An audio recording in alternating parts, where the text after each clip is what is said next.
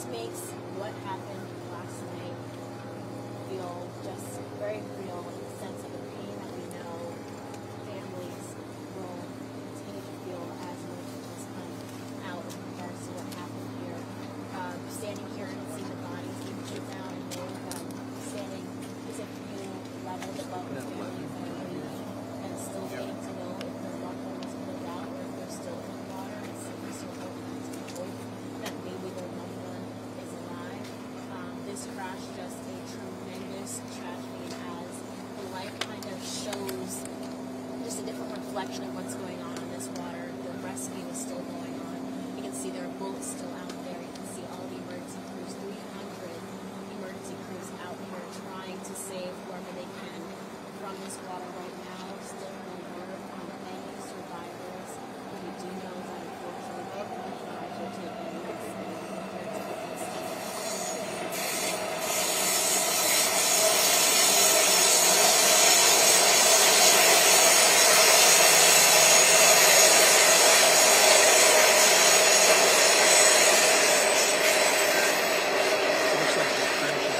Oh, really? Thank you.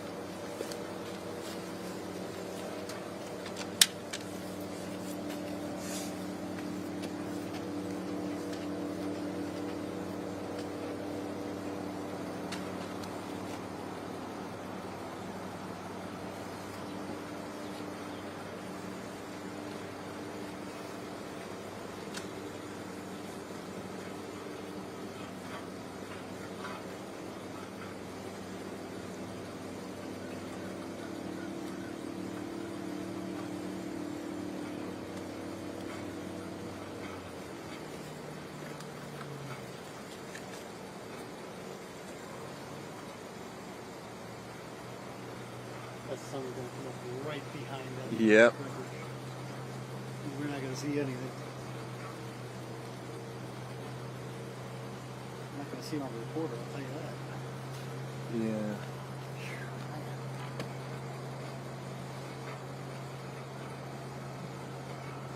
Yeah. Yeah, you can't really.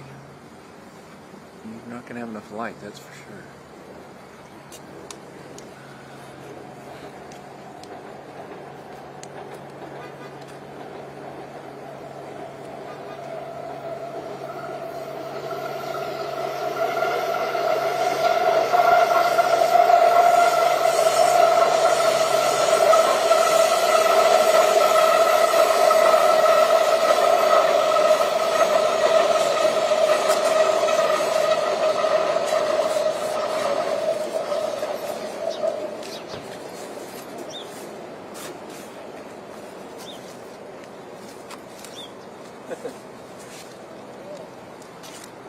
Brand new camera, I don't know. That's alright. Yeah, it was literally the first time I took it out. It's like dark and I can't see anything. And last night.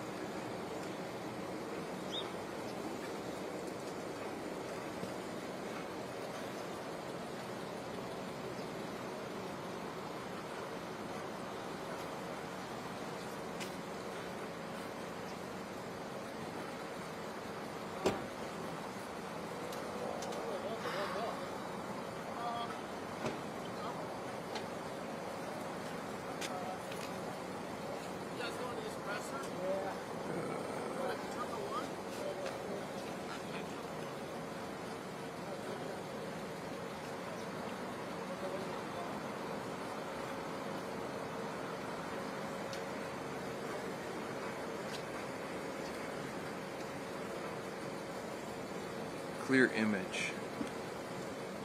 Clear image zoom technology. Clear image. How do you use it? There it is.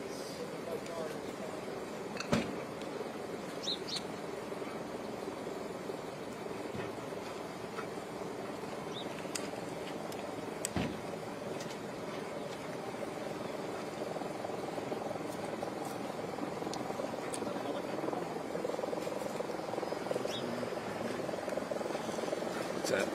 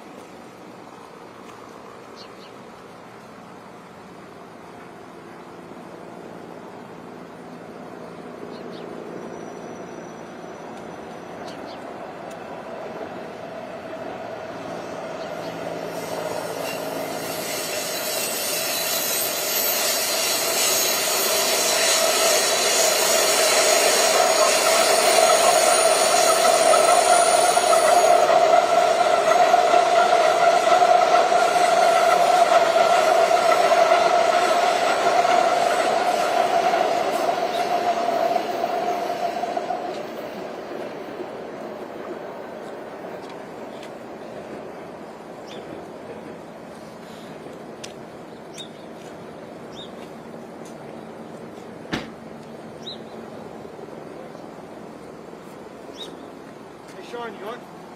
Huh? You going? Professor? Yeah. Yeah. Take the elevator right here.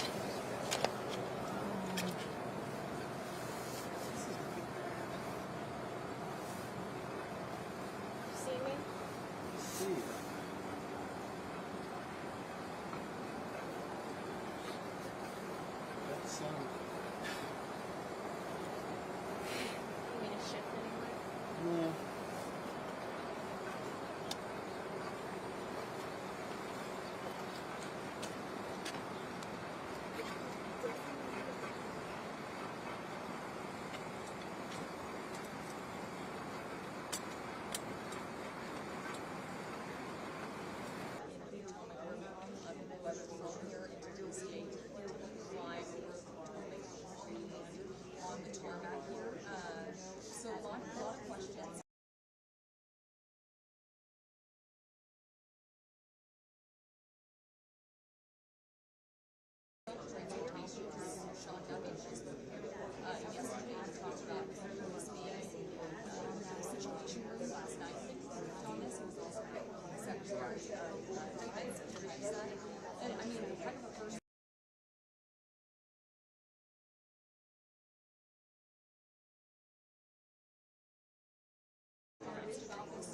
lot of questions.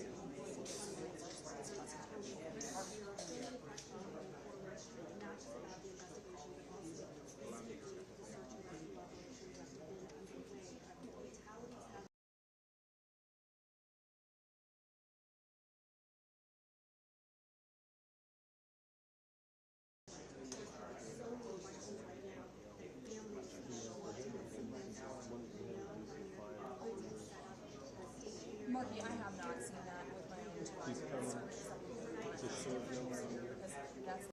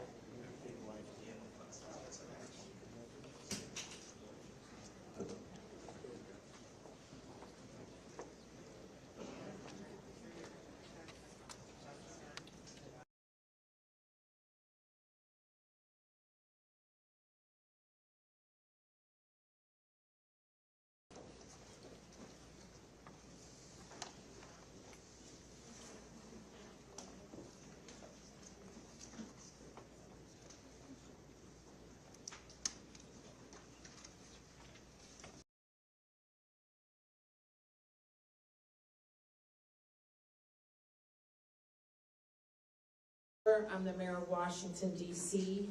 We are here at Reagan National Airport to provide an update on the tragic events of last night.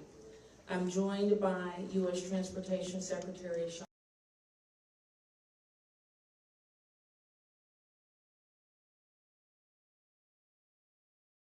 American Airlines CEO Robert Isom, the MWA, the Metropolitan Washington Airports Authority CEO Jack Carter, United States Senator Mark Warner, United States Senator Tim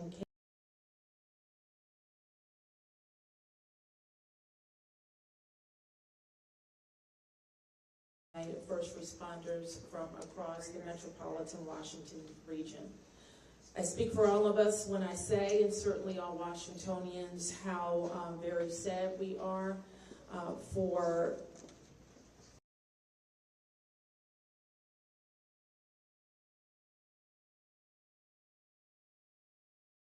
that happened with the collision of these aircrafts. We know that includes families from across our region as well as in Kansas and across the country. This morning we all share in a profound sense of grief.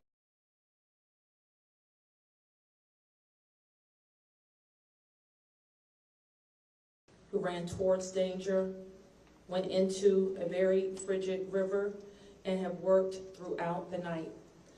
Chief Donnelly reported in last night's briefing that we have a strong mutual aid agreement.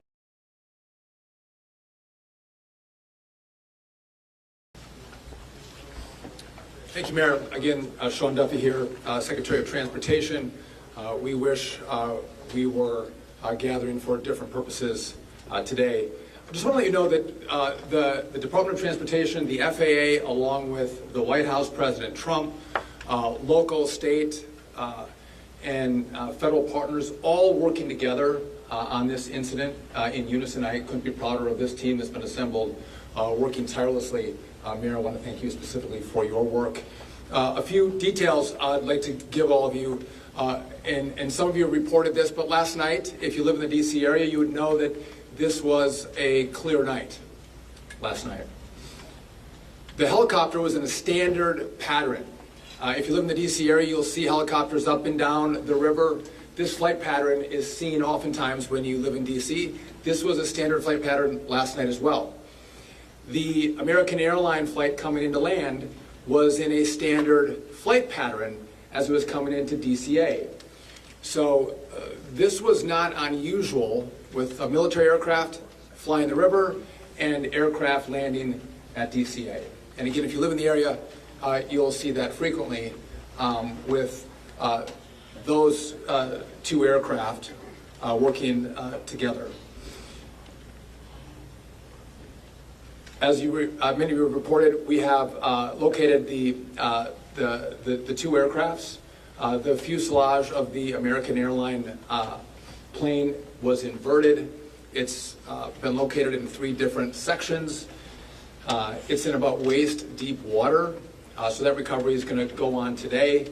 As that recovery takes place of the fuselage of the aircraft, NTSB is going to start to analyze that aircraft, partner with the FAA with all of the information we have to get the best results possible for the American people. I would just say that safety is our expectation.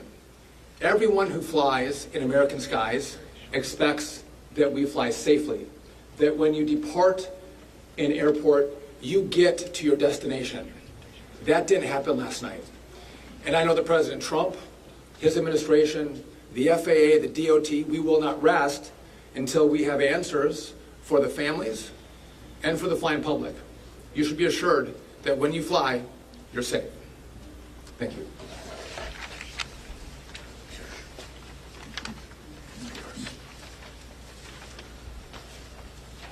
Thank you, Secretary. Thank you, Mayor. I'm joined today with Fire Chief Bonnet from the Metropolitan Washington Airports Authority, and I'm John Donnelly, Chief of the District of Columbia Fire and EMS Department.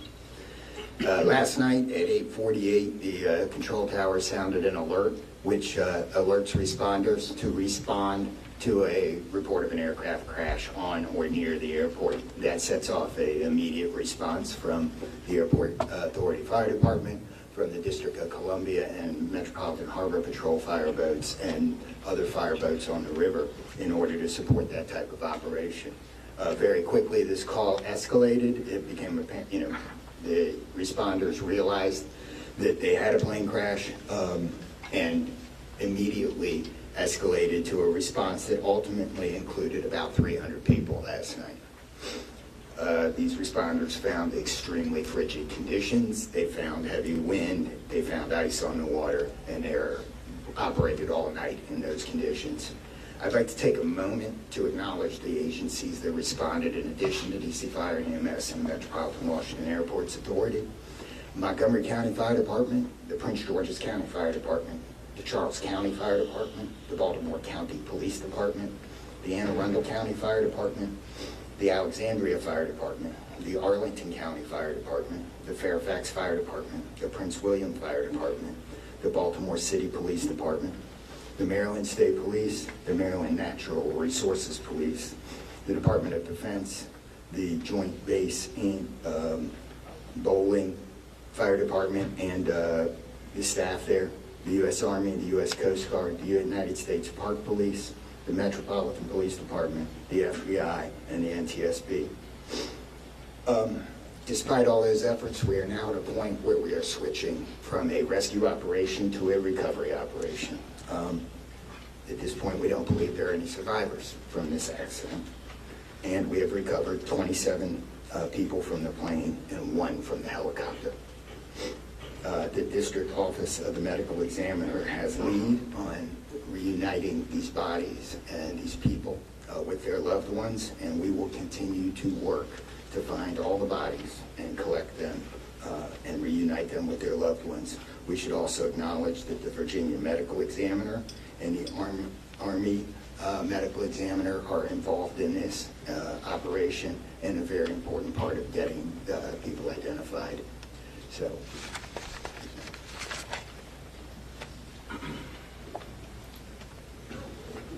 Our hearts are certainly with all of the crew in American Airlines, and we'll hear from CEO Isom. Thank you, Mayor. Good morning. I'm Robert Isom, the CEO of American Airlines. I want to express my sincere condolences for the accident that happened at DCA last night. We're absolutely heartbroken for the family and loved ones of the passengers and crew members, and also for those that were on the military aircraft. Our focus right now is doing everything that we can to support all of those involved and also the PSA Airlines team. This is devastating. We are all hurting incredibly. We urge any family and friends looking for information about their loved ones to call our designated helpline, and that's at 1-800-679-8215, 1-800-679-8215. And here's what I can share at this early stage. American Eagle Flight 5342, operated by PSA Airlines, traveling from Wichita, Kansas to Reagan National Airport, was involved in an accident just before 9 p.m. local time on final approach into Reagan National. They collided with a military aircraft on an otherwise normal approach, and at this time we don't know why the military aircraft came into the path of the PSA aircraft. Flight 5342, a CRJ 700, was under the command of 4 crew members. They carried 60 passengers, as you know, for a total of 64 people on board.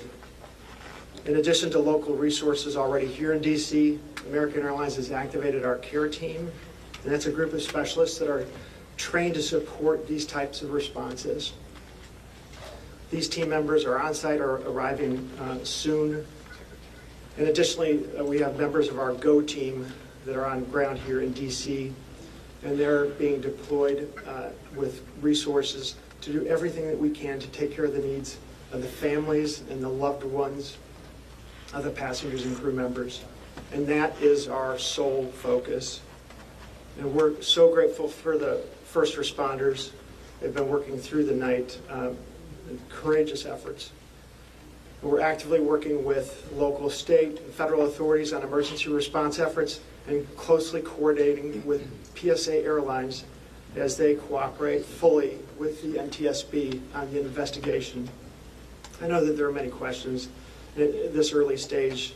I just won't be able to answer many, but we'll provide additional information as it comes. Thank you.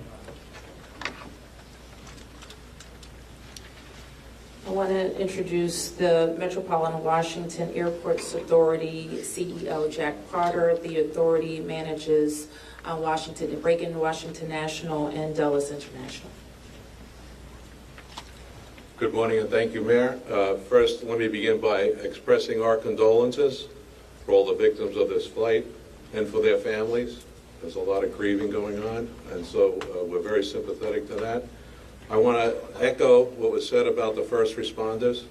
When there's a problem in this area, everybody drops everything and they rush to wherever the problem is. So I want to thank the chief, the entire team from Washington, D.C., but just as important, the list of folks that the chief described. The federal authorities have been here en masse, and so a lot of effort was brought to bear. Unfortunately, we weren't able to rescue anyone, but we are in the recovery mode right now. And I just want to, last night I expressed the fact that we hope to open at 11 o'clock today, and that is still the case. We're going to open the airport at 11 o'clock. And again, condolences to the families, and thanks to the many, many who are still out there working very, very hard to complete this recovery. Thank you, ma'am. I do want to acknowledge that the Virginia Transportation Secretary is here, in addition to the Alexandria Mayor, and I will like to ask members of the Virginia congressional delegation to the podium next. U.S. Senator Mark Warner, followed by Tim Kaine and Representative Don Beyer. Thank you, Mayor. I want to join with everyone else and express my condolences for the victims. For folks who don't live in the DMV,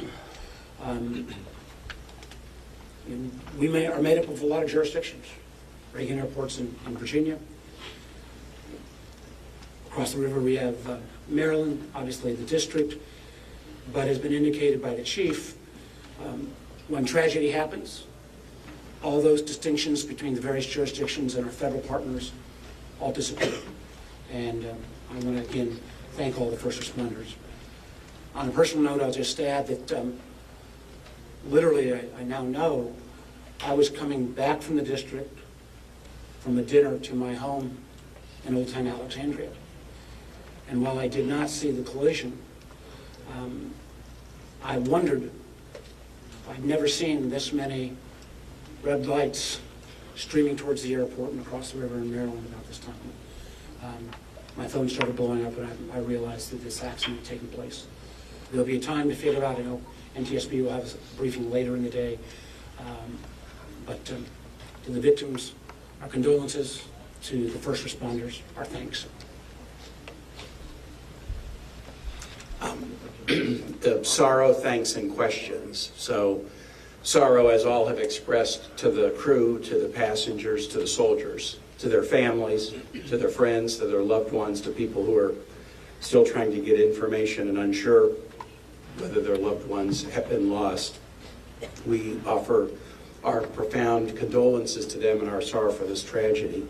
Thanks, I'll echo, Mayor, what you began with. When you see a challenge like this and you see people from so many different agencies, local, state, federal, with different uniforms, different badges, but working in such a coordinated way, even in the midst of a tragedy, it does give you a sense of appreciation and pride in people's willingness to come to the danger and work together. And I started to see that as a local official 30 years ago in Richmond, and definitely have seen it here. And then finally, questions. There are going to be a lot of questions, obviously, a lot of questions. And that's what the NTSB's job is to be an independent investigator of incidents like this. And they are here. We were in dialogue with them earlier today. They've been here since they got the alert, and they will be doing the work and playing lead in answering the many questions that we have. And that's as it should be. It's not a time to speculate. It's a time to investigate and get answers to the questions we need. And I have confidence that will be done. Thank you. Following up on the Senator, I think grief, thanks, and service, with millions and millions of Americans traveling every year, we are all grieving, knowing that it could have been our loved ones, it could have been us. And our hearts go out to all those who have lost folks. In a most partisan place also, I'm really thankful that Democrats and Republicans, people from all over, have come together to try to make sure that people are served.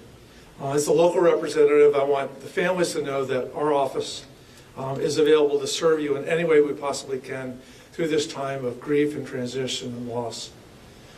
And then also just note that we're deeply grateful for the people who risked their lives last night on a moment's notice and spent the whole night on the river in the ice and the wind, serving us. And then finally, as Senator Kane, Senator Warner noted, after the NTSB investigation, we've got to make sure that at the federal level and with the support of Virginia, Maryland, D.C., we're doing everything we can to make sure this does not happen again.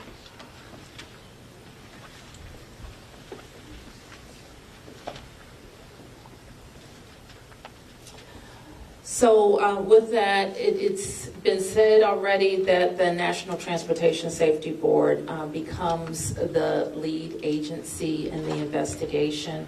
Our jurisdiction in D.C., where the crash occurred over the river, concludes as we, in the leadership role of the Unified Command, as we shift to a recovery effort. We expect the National Transportation Safety Board to provide briefings to the press later in the day. So at this point, we can take a few questions. Yes? Can you say without a shadow of a doubt that people are safe to fly? What we can talk about today is what happened here with the collision of these vehicles. We've said what we know, and that the National Transportation Safety Board continues to investigate. I don't know that any of us have been briefed on anything that would suggest any other aircraft are implicated. Yes? You're still missing 30 plus people in the water. What are some of the challenges in recovering them right now? Chief. So the rescue operation, or the recovery operation, goes on. It's a lot of touch and feel in the different parts of the plane or in the helicopter, and the crash area is a little spread out, so we've got some work to do. And I think it's a pretty normal type of situation. I don't think it's extraordinary. How spread out is this debris field? So the wind started blowing last night, so we've had debris travel from the airport down as far as the Wilson Bridge. Mile-wise, how far is that? I mean, I couldn't tell you. okay. Less than a mile. This is a question for CEO Carter. You're going to open the airport at 11 o'clock this morning. How are you going to do that? And what impact is that going to have on operations, on passengers, on people's anxiety? How are we going to do this? Well, we're going to open the airport at 11 o'clock. It's safe. We've worked with all the federal agencies, FAA, and it's been determined that we can open that airport safely. The recovery effort that's on our property is on the waterfront. Our primary runway, 119, will be open. It's away from any activity. We're going to have a secure area around that, so all are comfortable that we can get back to operations. Now, each airline will announce or communicate to their passengers what their operations are going to be. Obviously, their networks were disrupted overnight, and so we might have a slow recovery, but the bottom line is we will begin to have aircraft moving in and out of this airport at 11 o'clock. Okay, so 1, 2, 3. Has the flight recorder been recovered, the black box at all? I don't think we can say anything about what's in TSB's purview. You mentioned the airport opens 3 hours from now. There's a lot of helicopter traffic from the military, U.S. Park Police and all that. Will helicopters be flying right through here as well, beyond the recovery efforts? I don't know the answer to that. Jack, do you have anything to add? We don't have anything to add about that. Yes. This is for Secretary Duffy. Can you reassure Americans that the U.S. still has the safest airspace in the world? So the question is, can I guarantee the American flying public that the United States has the most safe and secure airspace in the world? And the answer to that is absolutely, yes, we do. We have early indicators of what happened here, and I will tell you with complete confidence, we have the safest airspace in the world. When it comes to informing these families who have tragically lost their loved ones, what has that looked like so far? Have any of them been informed? The flight manifest, is there any details you can provide on that front? Chris, can you add anything? All I can say is that we have published the 1-800 number. We have family assistance centers set up here in DCA. We do in Wichita as well. I'm not at liberty to give the number of families that have been that have used those services, but we are making that use. We have over 100 team members that are either here or on their way that are specially trained to work with family members, handle travel arrangements, hotel arrangements, incidentals, to make sure that we're taking care of people in any way that they can. As our teams are hurting and suffering, and as our passengers and their families need assistance, we're doing everything we can. I don't have any more information on that right now. Mayor? You're next.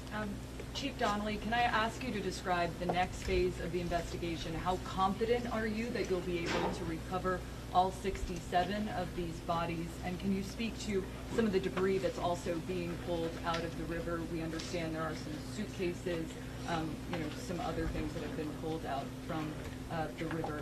And I would like to ask anyone here, perhaps the Transportation Secretary or Mr. Isom, if we know anything about these victims, age ranges, nationalities, anything of that nature. So the next phase of this operation is going to be led by the NTSB. All of us are working together, though, to search the area and find the victims. I'm confident that we will do that, and that will take us a little bit of time, though. It may involve some more equipment. As far as the things being collected, I don't have personal knowledge. I know that we have been collecting debris that you would expect to see from a plane. And anything about the victims?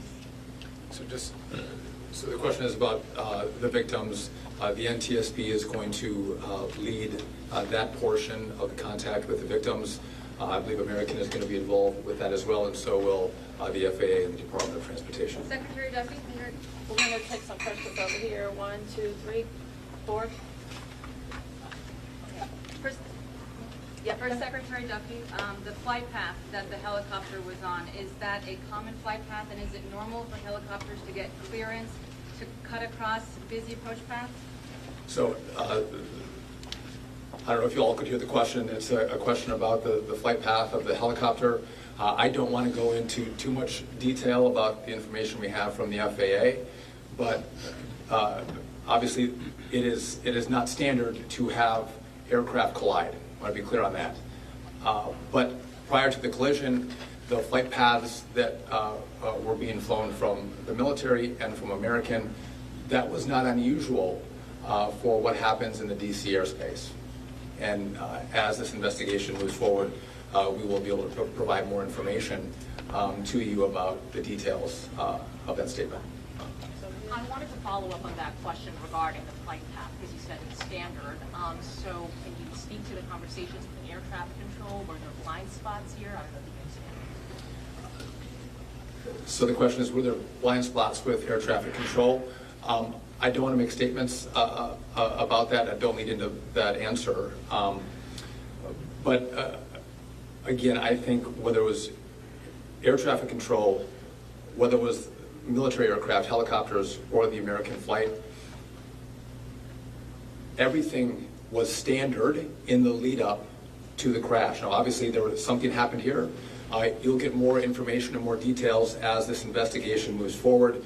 We'll learn what happened.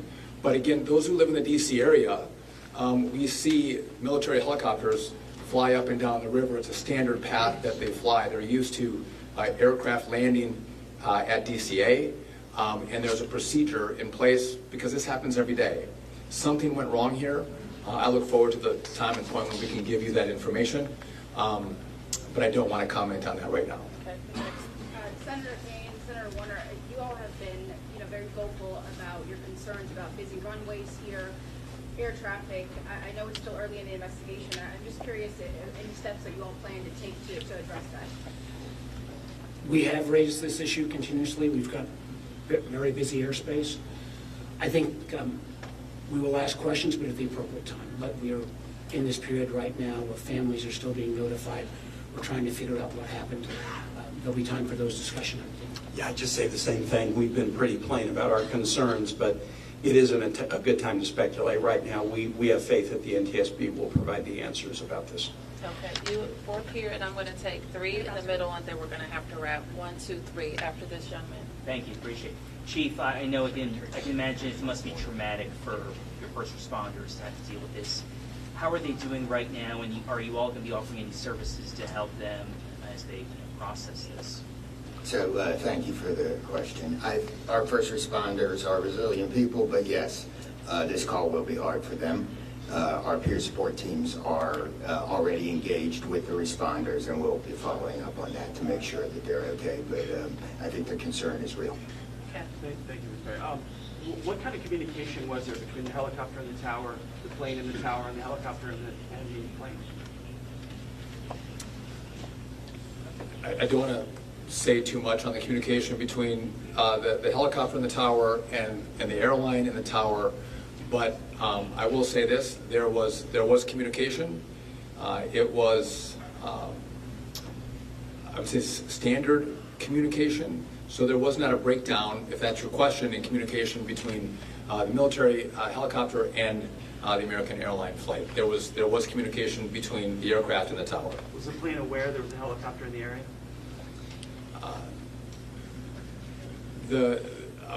I would say the helicopter was aware that there was a plane in the area. You mentioned that. So the president, you said yesterday that he called into the briefing room. Has he returned to the briefing room since then? Have you spoken? Also, a question about the National Security Advisor, Mike Waltz. He's saying that there was 30 bodies that have been recovered. That he just said that in the White House. Curious. I know you're in this presser right now, so that's hard for you to update. But I do have the question on POTUS in the briefing room. I can do the body. Okay, first. So in terms of body recovery, as we recover bodies, we have a process, and we're not counting any bodies until they're in the possession of the medical director. So there may be some fluctuating in numbers that other people would report, but our numbers from the medical examiner. So just in regard to the president in the briefing room, I've been with this team for the last hour plus as we've worked through the details of the information we wanted to give you. But it is my understanding that either this morning he was going to be in the Situation Room, or the Situation Room is obviously briefing the president. He has been kept in full appraisal of what is taking place. Okay, last to you, and you ma'am, first. You mentioned that the aircraft are on a standard flight pattern. Just curious, when the airport opens at 11 today, will planes be on that flight pattern again, or are they being directed to fly a different way to leave? Josh, do you want to?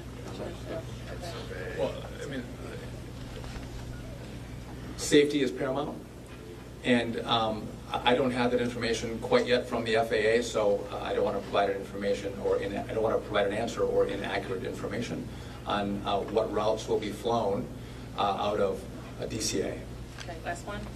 Two questions really quickly. What do you know about the experience and history of the pilots of both the American Airlines plane and the Army Black Hawk helicopter? And then for Secretary Duffy, last night the President had said that this could have been prevented and questioned why air traffic control didn't tell a helicopter what to do. Is that something that investigators have determined should have happened in this situation? Secretary, just quickly, I don't have a lot of information to release, but these were experienced pilots. I know that the captain had 6 years with PSA, or almost 6 years with PSA, and the first officer almost 2 years. Again, standard approach, and that's about all I can say. Thank you. In regard to the military, I don't have information in regard to the experience of the military pilots. I would just note that this was classified as a training mission. Sometimes people could think that a training mission is someone who is inexperienced in the cockpit.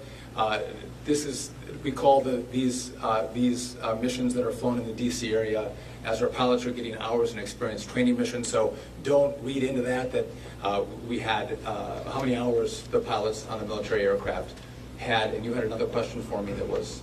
Last night the President had said that this could be prevented, and also that air traffic control, questioning why they may not have communicated with the helicopter, telling them what to do. So we are going to wait for all the information to come in from this vantage point, but to back up what the President said, what I've seen so far, do I think this was preventable? Absolutely. Thank you. Is there an acting FAA director? Thank you, everyone.